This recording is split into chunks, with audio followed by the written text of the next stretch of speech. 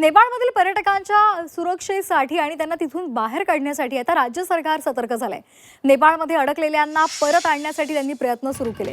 केंद्र सरकारशी सातत्यानं बोलणं सुरू आहे असंही देवेंद्र फडणवीस म्हणालेले आहेत। संपर्क होणाऱ्यांना मायदेशी आणणार असंही त्यांनी म्हटलेलं आहे। मुख्यमंत्री देवेंद्र फडणवीसांनी या संदर्भातली माहिती दिलेली आहे। त्याचबरोबर त्यांनी तिथल्या अडकलेल्या नागरिकांशीही संवाद साधला आणि त्यांनाही धीर दिलेला आहे।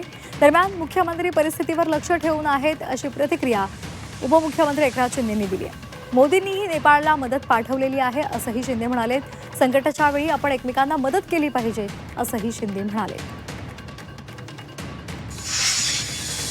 मानसरोवर यात्रेच्या निमित्ताने किंवा इतर गोष्टींकरता जे गेलेले लोक आहेत त्यांच्याही करता नेपाळमधनं जो मार्ग आहे तर त्या ठिकाणी एक अवरोध निर्माण झालाय, तर तिथनंही त्यांना परत कसं आणायचं याचंही प्लॅनिंग आपण करतो आहोत आणि त्या संदर्भात सेंट्रल गव्हर्नमेंटशी आपलं बोलणं झालेलं आहे।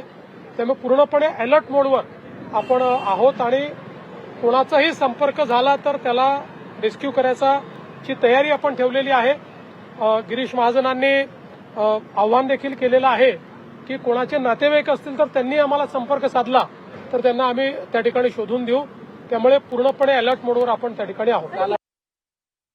यामध्ये महाराष्ट्रातले देखील काही लोक आहेत, साताऱ्याचे आहेत, काही महाबळेश्वरचे आहेत, काही पुण्याचे आहेत आणि जे आहेत त्यांच्याशी संपर्क आपले राज्य आपत्ती व्यवस्थापन पण करतो आहे। मुख्यमंत्री स्वतः लक्ष ठेवून आहेत आणि आमची जी टीम आहे ती त्यांच्या संपर्कामध्ये आहे। त्याचबरोबर केंद्र सरकार देखील, या देशाचे प्रधानमंत्री नरेंद्र मोदीजी देखील नेपाळला आपल्या केंद्रीय स्तरावर या ठिकाणी मदतीचा हात पुढे केलेला आहे। अशा संकट समयी आपण एक दुसऱ्याला मदत केली पाहिजे